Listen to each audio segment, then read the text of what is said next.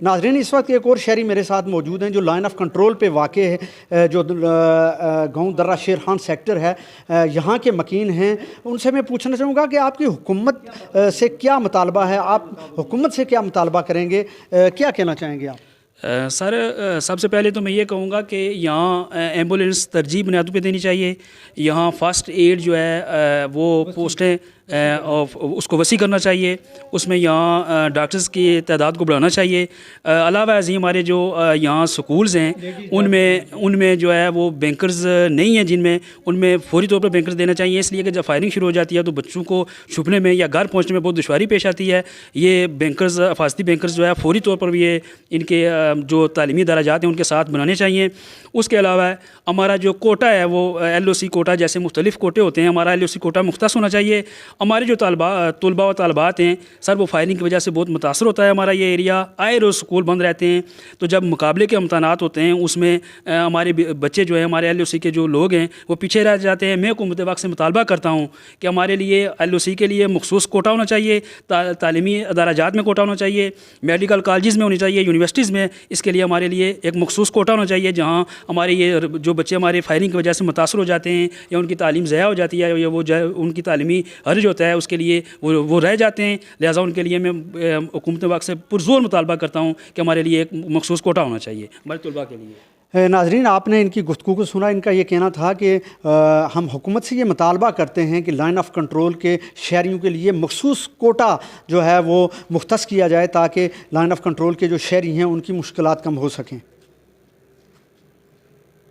नाज़रीन, इस वक्त एक और शहरी मेरे साथ मौजूद हैं जो लाइन ऑफ कंट्रोल के शहरी हैं। मैं उनसे पूछना चाहूँगा कि आपको यहाँ क्या क्या मुश्किलात का सामना करना पड़ रहा है। जी, बिस्मिल्लाहिर्रहमानिर्रहीम। हमें सर, हमारी बहुत लंबी चौड़ी दास्तान है, एक दर्द भरी दास्तान है कि हम तकरीबन 4-5 साल से घर से निकले हुए हैं, लोगों के बलियों के नीचे बैठे हुए हैं और हमें पाक आर्मी ने निकाला है हमें घर से।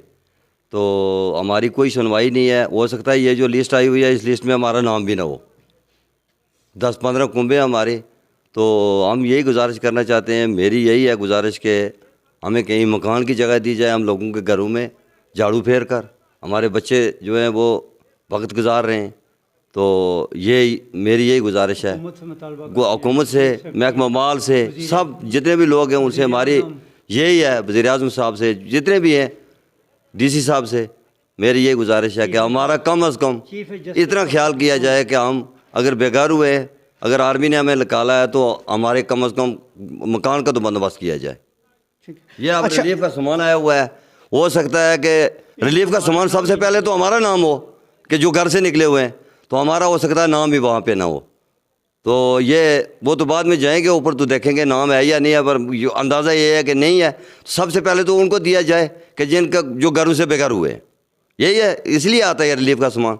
तो ये हमारी गुजारिश है कि सबसे पहले मकान हमें दिया जाए। हमें और किसी चीज़ की ज़रूरत नहीं है। जब हमारा घर नहीं है तो हम किसके लिए हम रोड़े मांगें या किस चीज़ के लिए हम क्या चीज़। अस्सलाम वालेकुम अंकल, आपका क्या हाल है? अस्सलाम वालेकुम जी। क्या नाम है आपका? फ़कीर हुसैन मेरा नाम है। मैं फ़कीर हुसैन साहब, आप कहाँ रहते हैं? सर, मैं लाइन ऑफ कंट्रोल के बिल्कुल ऊपर था। फ़ौज ने मैं वहाँ से निकाल दिया है और अब लोगों के घरों में 4-5 साल हो रहे हैं, गुजारा कर रहे हैं।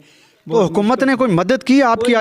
एक पैसा भाई कोई मदद नहीं की किसी ने, ना ही किसी हुकूमती नुमाइंदे ने, ना इंतज़ामिया ने, ना अदलिया ने, किसी ने भी कोई एक पैसे की मदद मारी। आपके जो मकान है, जो ज़मीन है इस वक्त के गिर चुके हैं, वो किसकी कस्टडी में है? वो इंडियन आर्मी की कस्टडी में है या वो पाकिस्तानी मकबूजा कश्मीर के अंदर है? कहाँ है वो है कंट्रोल लाइन से बाहर हैं, लेकिन वो वहाँ पर जाने नहीं देते।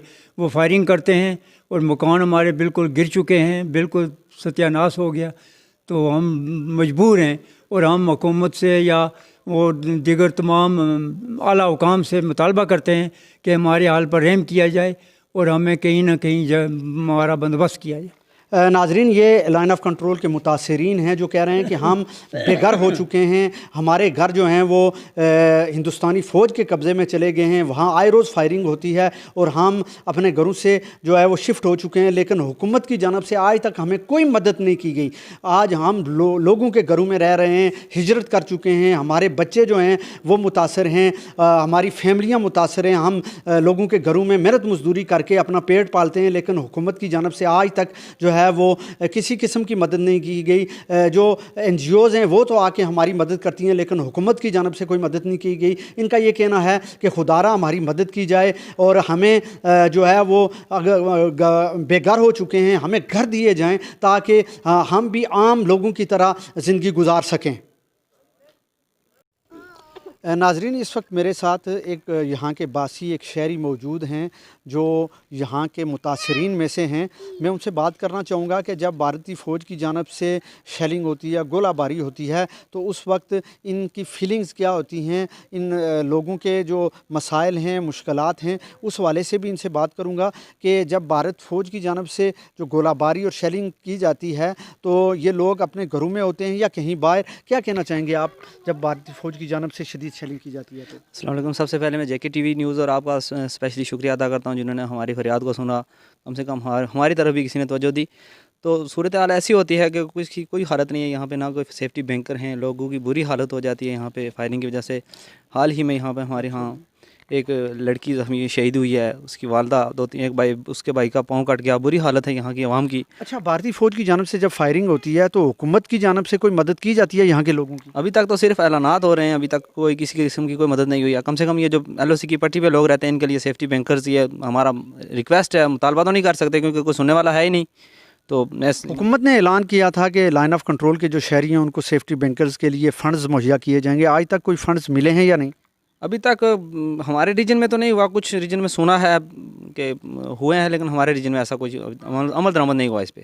अच्छा, तो जब भारतीय फ़ौज की जानब से गोलाबारी होती है तो पाकिस्तानी फ़ौज की जानब से भी कोई भरपूर जवाब दिया जाता है? पाकिस्तान आर्मी तो अच्छा जवाब देती है, जाहिर सी बात। अगर इन्हीं की वजह से तो थोड़ा बहुत माहौल ठीक होता है, वरना उनके हिसाब से जाएँ तो मारे जाएँ सारे। तो ये जो लाइन ऑफ कंट्रोल की जो पूरी पट्टी है जहाँ पे लोग आए रोज़ उनकी नस्ल कुशी की जाती है, गोलाबारी की वजह से नौजवान, बच्चे, बूढ़े, बहुत सारे लोग शहीद भी हुए हैं, ज़ख्मी भी हुए हैं, हुकूमत से आपका क्या मुतालबा है? हुकूमत से हमारा ये मुतालबा कि सबसे पहले तो शहीद के लिए तो पैकेज देते हैं, कम से कम जो ज़िंदा रहने वाले हैं उनके लिए कुछ बेहतरी करें। कम से कम शहीद के लिए आप 10 लाख दे देते हो और थोड़ा सा किसी गरीब को दे दो, वो बना ले अपने बैंकर।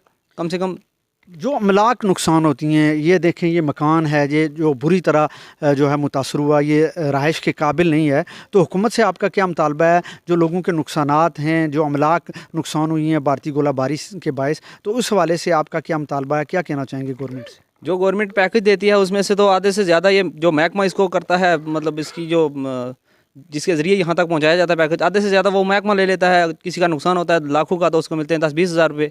तो कोई हालत नहीं है, किसी तरह से भी कोई मुतमईन नहीं है लोग। नाजरीन, आपने इनकी गुफ्तगू को सुना। इनका ये कहना है कि हुकूमत की जानब से जो लाइन ऑफ कंट्रोल के बासी हैं उनकी किसी किस्म की मदद नहीं की जाती। जो आदमी शहीद हो जाते हैं उनकी तो हुकूमत की जानब से कोई मदद तो की जाती है, लेकिन जो ज़ख्मी हैं। नाजरीन, मैं इस वक्त मौजूद हूँ सेड़ा आज़ाद कश्मीर में, जहाँ पे एक ऐसा मुतासर घर है जिसके आसपास भारतीय फ़ौज की जानब से दर्जनों गोले जो हैं वो फ़ायर किए गए और ये घर बुरी तरह से मुतासर हुआ।